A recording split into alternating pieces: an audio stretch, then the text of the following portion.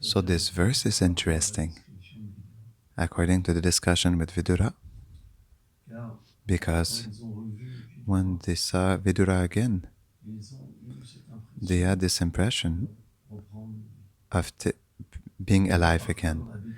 We see sometimes in devotional life a lack of taste. It happens when we're not fixed in devotion. We can have a lack of taste, and this lack of taste is simply because of the influence of the three modes of material nature. When passion and ignorance are too predominant in the devotee, so there's no the connection is lost. We must understand that it is that when a person is situated at least in goodness, that she can feel bliss inside of herself, and that she can have a connection, a meditation. When there's too much passion and ignorance, so there's a lack of taste. We lack taste. We don't want to dance in the morning. We don't want to chant. We see this morning we felt less enthusiasm. We feel it in the chant, in the movements. For example, when there's enthusiasm, it's like that. When there's no enthusiasm, it's different. There's no enthusiasm, so we're tired. There's no Shakti. It's ignorance and passion. More ignorance than passion. We could dance to be like a great devotee, but when there's too much ignorance, there's tiredness, which makes us have like paralyzed limbs, the voice is paralyzed, it's tiring. And one day is not only made with tiredness, it happens another time during the day will feel better, but in theory, when the stage of fixity comes and we attain the stage of nishta, so we are situated in goodness. And in goodness, it means there is enthusiasm. Enthusiasm is not lost. It's all day long. There's no lust. There's a constant enthusiasm. It never diminishes. It's not that one day we want to serve, one day we don't want to serve. It's constant. Before, it is a bhakti that is more mixed, that is not fixed. Anishta bhakti. So the stage of anartha nivriti is the stage where sometimes we are more enthusiasm, we have strength, sometimes we don't have strength. We just need, for example, we don't wake up in the morning, we're sick, the sickness engulfs the devotee. But in a stage where the devotee is fixed, even if he is sick, sickness does not stop consciousness, does not cover the consciousness. You understand? Why? Like we spoke yesterday, the more we progress spiritually, the more the soul awakens inside of us. And the sickness is the body. It touches the body but not the soul. So the more we advance spiritually, the less sickness can control us. We can even, great devotees, they can be on the verge of death, and we have the impression that they are in extreme suffering, but still inside they're completely detached from the body, and they can accomplish their worship, their service to the divine couple, although they are in a body that seems to be in a state of great suffering. So, sometimes and often, when we are not fixed in devotion, we need the association of Vaishnavas. Because when we associate with the Vaishnavas, they give us the strength to continue. For example, we see if a Vaishnava starts to dance, everyone will come out of ignorance. Everyone will start to dance and chant, and to chant with all their strength. But if in a kirtan there's not a qualified Vaishnava, it doesn't work. There's no strength because the devotee himself is in this state of ignorance. Maybe he danced, but it's not the soul who dances. He simply follows the instruction of the Guru, it's already good. If we follow the instruction of the Guru, one day the soul will dance. And when the soul dances, it is extremely beautiful and it gives enthusiasm to the others. Love of God, it is like swimming in an ocean. Chaitanya Mahaprabhu, for example, when he came in Kashi, Varanasi, Varanasi is the capital of the Mayavadis, the impersonalists. There, they chant only the names of Brahman, Chaitanya, for example. And Chaitanya Mahaprabhu was somehow sad because his goal was to distribute love of God, but there was nobody qualified in his life to receive the holy name with consciousness, because Chaitanya Mahaprabhu, he had somehow, in the Chaitanya Charitamrita it is written like this, somehow he distributes the holy name, it's a way of speaking, he distributes, it distributed with value because people had consciousness. People who met him, they had consciousness. He could give them love of God. So they had the taste and the value to chant. And they could feel what the holy name was giving, what they experienced in contact with the Supreme Lord. They had the qualification. He could give love of God. But in Kashi, Varanasi, since they were Mayavadis and personalists, they could not receive his mercy because the Mayavadis are offenders. They think that the form of Krishna is material, that his name is material, his pastimes are material, his qualities are material. They're great offenders. They think that when Krishna comes, it's a material form, Maya. This is why it is explained that their glorification, it is like they will take out the limbs of the Lord. Because Chaitanya Mahaprabhu, he met a Brahmana who was a very low caste. And in this caste, when we say caste, it's a question of consciousness. There were families who were drinking, eating meat, etc. So automatically, the food is impure because their thoughts were impure. When they cook, it is explained when we cook, the thoughts, the heart, our thoughts come into the food. And if you eat food that is cooked by people which have an impure mind, so it contaminates our consciousness. And the feelings they have, they come in us. And it contaminates your consciousness. That is why Srila Prabhupada explains that the Vaishnavas, they don't go in certain places. They don't eat everywhere. They eat where Vaishnavas practice, with a good consciousness. They don't eat anywhere else. Because when you eat, you take the consciousness. So after, you cannot meditate on Krishna if you eat contaminated food. Chaitanya Mahaprabhu explained this, so it's very important. But this Brahmana, he was initiated by Madhavendra Puri. And Madhavendra Puri, he is a very exalted devotee in her spiritual lineage. He is considered to be like the roots of the Sankirtan movement. Madhavendra Puri was so advanced spiritually that he didn't even know if it was day or night. He was so absorbed in Krishna. When he saw a dark cloud pass, he was so much absorbed in Krishna. It shows you the spiritual advancement. Madhavendra Puri is a wish-fulfilling tree in Braj. He came to experience the feelings of separation of Radharani. And as soon as Chaitanya Mahaprabhu felt that, because he felt it was particular, so he asked him questions to know why he would feel this feeling in contact of the devotee. And as soon as he told him that he was a disciple of Madhavendra Puri, Mahaprabhu gave him his obeisance, he said, but what are you doing? You're not a sannyasi? He said, Madhavendra Puri is so much absorbed in love of God. He is my guru. And since you're his disciple, you're like his representative, you're none different. This is why a perfect disciple is the representative of his guru. We don't see any difference between the guru and the disciple, or disciple or guru. And so Mahaprabhu, he taught us that we should offer our obeisances to a disciple of the spiritual, qualified spiritual master.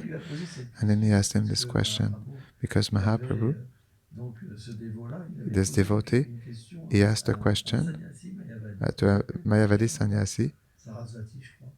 I think his name was Prakashananda Saraswati. And he asked him this question, if he already saw Chaitanya Mahaprabhu, Shri Krishna Chaitanya. And the sannyasi, he could not say the name of Krishna, he only said the name Chaitanya. And by blaspheming the Lord, he was saying, oh, he's a sentimental. He's very sentimental. It's very blaspheming. He cries, he dances, it's very sentimental. Because the Mayavadi, they don't feel love in their heart for Krishna. They don't know what is dancing. They don't know what are symptoms of ecstasy. They are dry.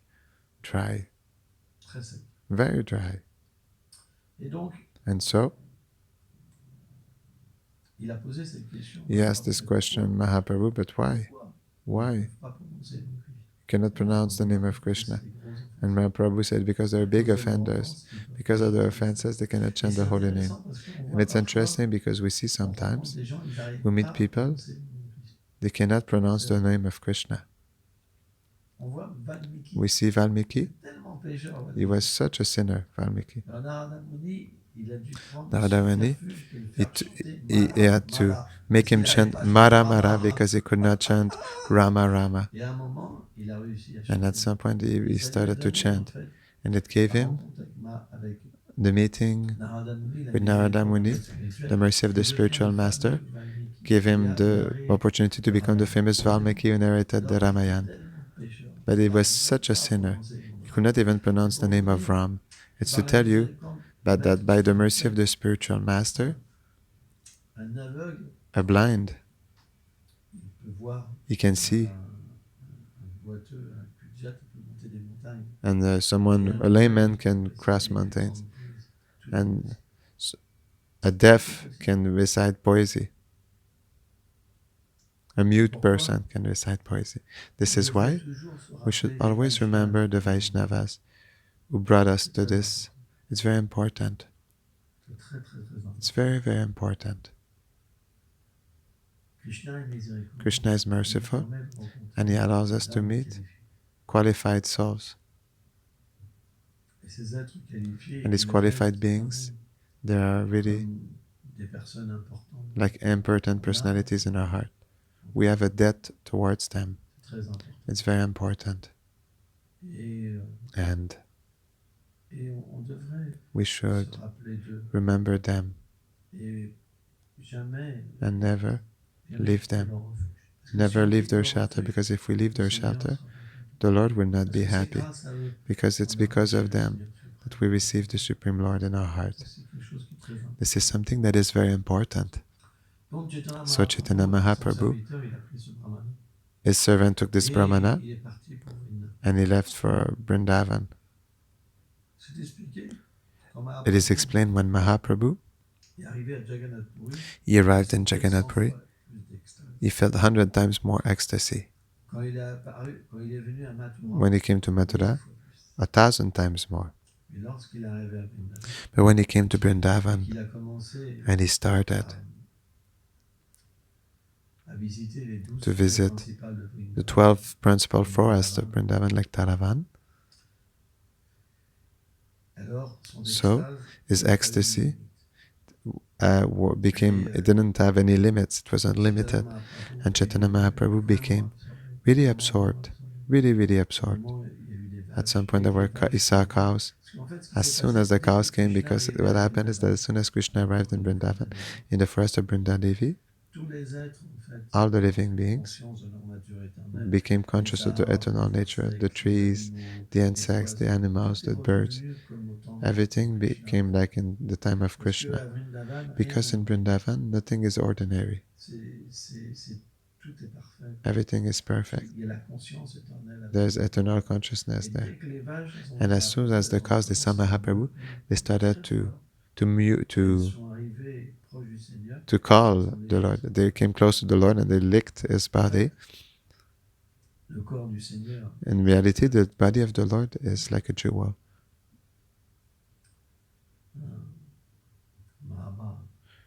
It's full of love, Mahabhav. We should meditate on such verses because we're licking the body of the Lord. Prabhupada explains, not Srila Prabhupada Rupa Goswami, in Bhakti Rasamrita Sindhu, he explains that we cannot chant the holy name with material senses. But when we chant with the tongue and we eat the prasadam, we purify the tongue. And by the intermediary of the tongue, we're purified and we can chant and purify the other senses. It's very important.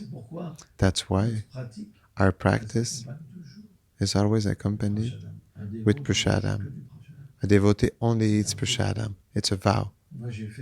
I made this vow since I'm devotee. I never ate something that was not cooked by Vaishnavas. Never. And eat something that was not offered. And it reminds me one time I was invited because we have like a moto club, bikers club, and I was invited to bandits, to see bandits,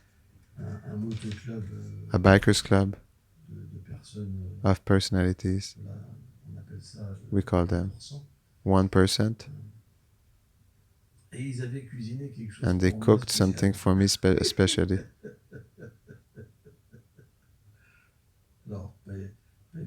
Not easy, because they're like big men with tattoos everywhere. And they're not tender. So it was the test. I never ate something that was cooked by people who don't have consciousness of God. And so I refused. And it made a scandal.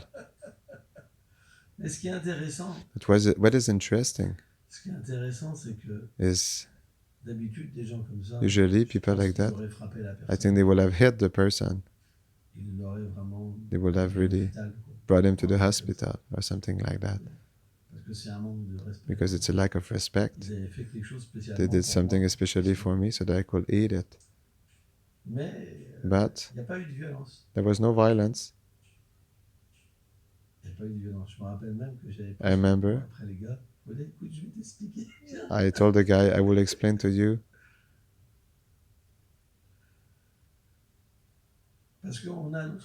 Because we have our rules. And people who follow rules in the clubs, for example, they have rules, strict rules in their clubs. But they don't have the goal of developing love of God, these rules. They have the goal of becoming like a big man, a barbarian. But us, our rules, they're powerful, they're strict, but even more strict than them. So they respect these rules. So that's why they didn't say anything, because it's a strict rule. It's been 30 years I'm doing like this, without deviating. I cannot deviate even for... It is respecting, it can be respected. So from there's a respect. What you say, if you do it and you don't break your vow, you will always be respected, no matter what. The life of a Vaishnava, the vows of a Vaishnava is like a tree in the stone. Never we break our vow for a feeling, for saying we don't want to hurt someone. Some devotees are very weak. As soon as we propose something to them, they accept not to hurt. But never we are like this, never. Our goal is to please the Supreme Lord. When we please the Supreme Lord, naturally, everything is repaired. The Lord asked that we never eat anything that is not offered in sacrifice. He said, because this food is sin. All the animals, the things, that ingredients that you use, if we take it, we have to suffer the consequences. If you offer it to the Lord, then it becomes prashadam. Prashadam means the mercy. It's a spiritual food. And inside, the Lord is invested. And when you taste it, so you develop a devotion for the Lord, a relationship with the Lord. That's why through prashadam, you can purify your being, your consciousness, and you can chant. If you eat things that are not offered, gradually you'll stop chanting. It's very important. We cannot, it has to be very strict, this. So of course, great devotees of the Lord, Krishna always protects them. But don't be proud by thinking that you're a great devotee of the Lord. Everywhere where a qualified Vaishnava goes, Krishna protects them. And he can eat anything for his Krishna can eat anything for his devotee, but even if it will happen, a devotee can also refuse by principle. It's his vow, and Krishna appreciates that. Krishna appreciates. It's my devotee. See the story of Bhaktisiddhanta. He had 5 years old. He ate a mango that was not offered. He made a vow that he will never eat any mango in his life. He was 5 years old.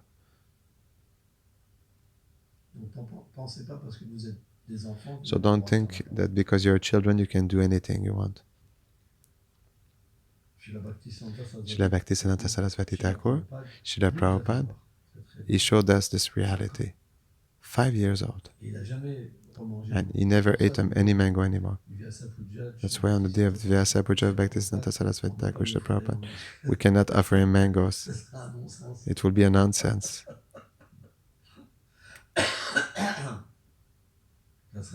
It will be a nonsense.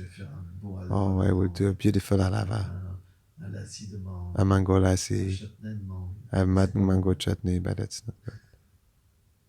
You cannot do this because it is not his mood. We must always respect the moods of the Vaishnavas. So Chaitanya Mahaprabhu, the cows they started to lick his body.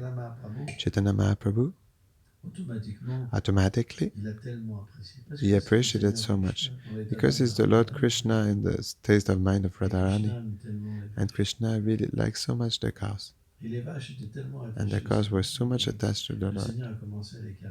The Lord started to caress them, and after, once Chaitanya Mahaprabhu continued his path, it is explained that the deers came. In the same way, they started to lick the body of the Supreme Lord. And then Chaitanya Mahaprabhu, he was crying, and the deer started to cry. They were following him, and after Chaitanya Mahaprabhu started to embrace the trees. It is explained that all considered Chaitanya Mahaprabhu as Radha and Krishna like their friend, like someone who was coming back. All the consciousness of Krishna becomes manifest again. It's really beautiful, this passage of Chaitanya Charitamrita. And then parrots came. A male parrot and a female parrot. And Chaitanya Mahaprabhu asked them to glorify Krishna. And there the male parrot, he started to glorify Krishna. And after the female parrot started to glorify Srimati Radharani. Just like in the Govinda Lilamrita. It's very beautiful. And Chaitanya Mahaprabhu, after, the peacocks started to dance. We see Vrindavan. The Krishna consciousness is always present. Because when the Lord comes, everything starts to move again. It's a proof that that happened 500 years ago. And Krishnadas Kaviraj Goswami explains that the trees were conscious of their relationship with their Supreme Lord. They were offering their obeisances, their fruits, their flowers. So when we go to Vrindavan, we should never see the broken houses, the wrong, the bad smell, the behavior of people. We should be deeply convinced that Vrindavan is transcendental. In reality, Vrindavan is the highest holy place. It's not even a holy place, it's the kingdom of the Lord. There's a lila like that, where the holy places themselves offer the worship to Vrindavan. This is why, when we become qualified through chanting, through the association of devotees, through the services rendered to the pure devotee, by listening Srimad Bhagavatam, so gradually, through the chanting of the holy name, Vrindavan comes into our heart. Our goal is to live constantly in Vrindavan.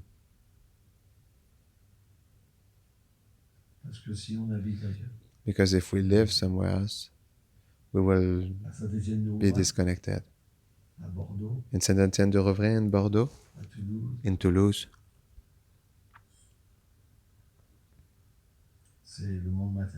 it's the material world. But if we live in the material world, what happens? So we become engaged in the satisfaction of the senses. And in Vrindavan, there's no sense gratification. In Vrindavan, there's the desire to satisfy constantly Krishna. This is why our goal, by chanting, is to live in Vrindavan. And the easiest way to live in Vrindavan is to meditate on Chaitanya Mahaprabhu. Because in the same way when he came in Keshi, in Varanasi, it is explained that although the value of the holy name is immense, the Lord sold it for very cheap. He gave it for people who are mostly unqualified. And as soon as there was a little qualification, what is the qualification? It's to recognize that the Supreme Lord is a person. Krishna. As soon as you have this little qualification, then you can receive the holy name from the disciplic succession of Chaitanya Mahaprabhu. You can receive his mercy. And Prabhupada in the purport, he says that when he came to the United States at the beginning, he told himself, that's true. We see in his poem, but why did you bring me here, O Lord? All these people, they're influenced by ignorance and passion.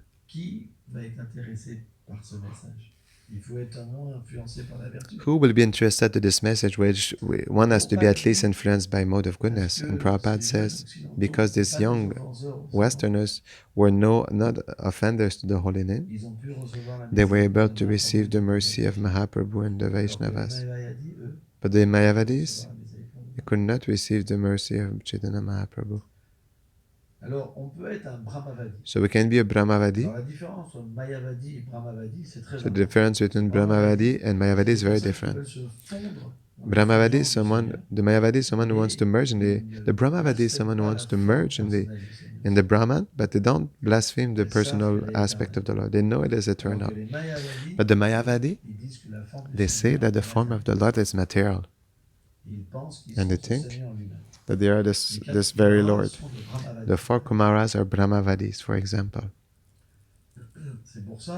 And this is why, when they heard from Brahma the glories of the Lord Narayana, they were able, through the arrangements of the Lord, go to Vaikuntha. And as soon as they saw the Supreme Lord, after chastising Jai and Vijay, they felt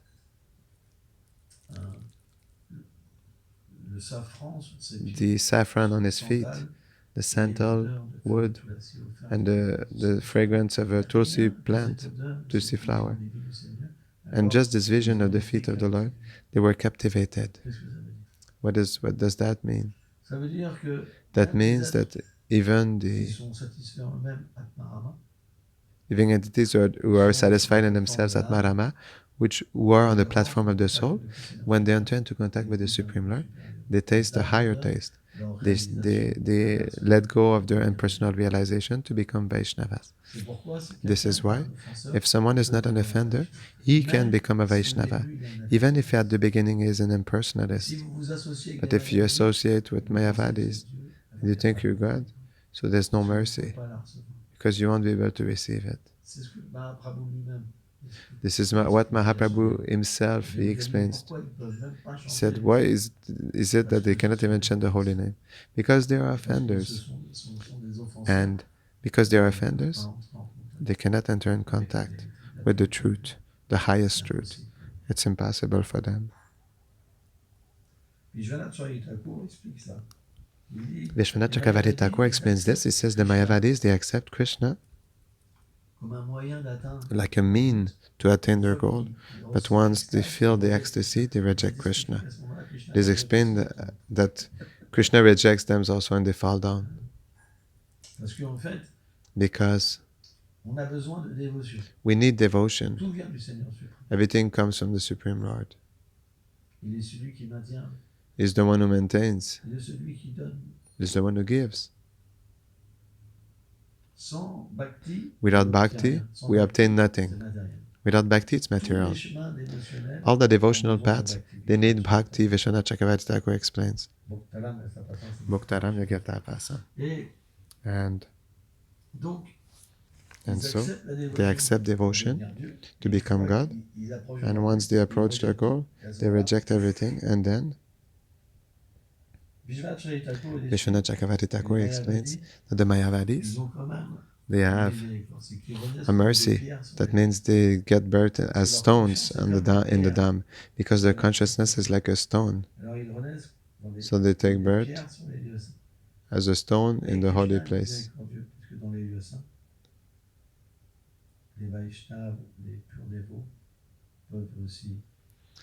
But in the holy places, the pure devotees can also chant the holy name. They can touch.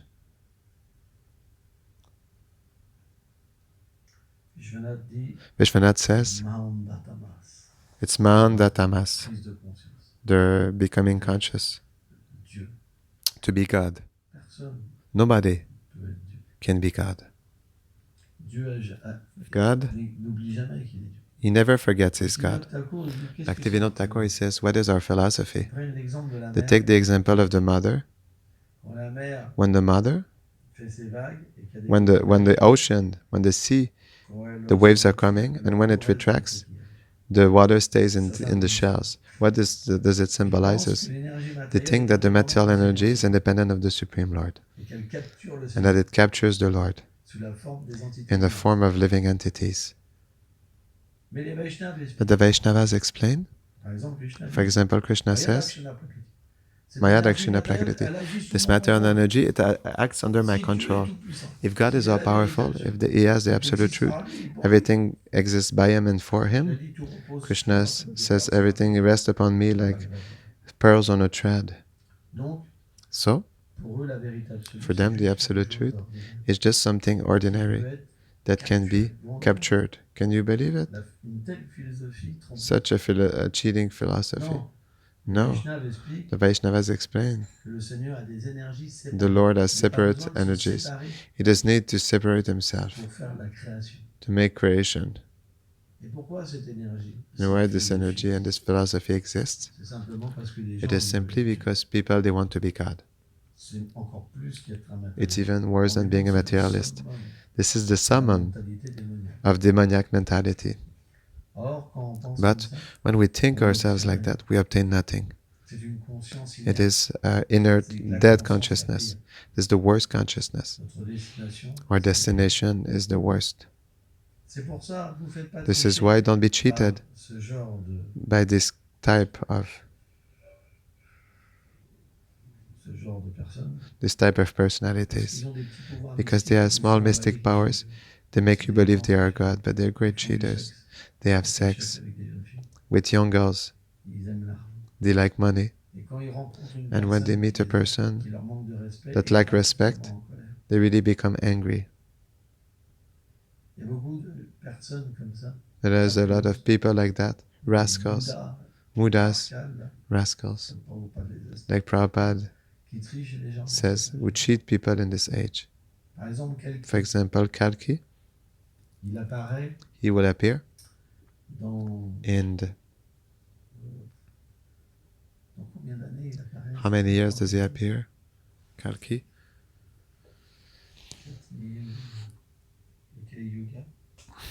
At the end of Kali Yuga? No, it's the end of the age of Kali. So, he appears in a few thousand years. But still he is already on earth since many years. So they are cheaters. When Kalki comes, it's so powerful that the golden age manifests. Although, when people will breathe his perfume, the golden age will start to appear again. But still now, it seems it is already there. It doesn't change much. So we cannot do in this way. It's not possible. There are scriptures. Srila Prabhupada tells us the avatar can describe our scriptures. The avatars. Chaitanya Mahaprabhu describes the avatars. Krishna is described. Kalki is described. Chaitanya Mahaprabhu. But not all these false avatars. If we worship a person which is false, we obtain a very bad destination. It's not good. This is why, although we accept that the truth manifests in different forms, we don't accept when it is false. This is what Bhaktivinoda Thakur explained to us. When it is false, we don't accept. Bhakti Rakshakash Goswami Maharaj was explaining, we are humbled in front of the saints, not the madmen. When there's madness, there's madness. It's not the truth, under the pretext of not doing bhakti. You understand? What is not authentic is not authentic. Thank you very much.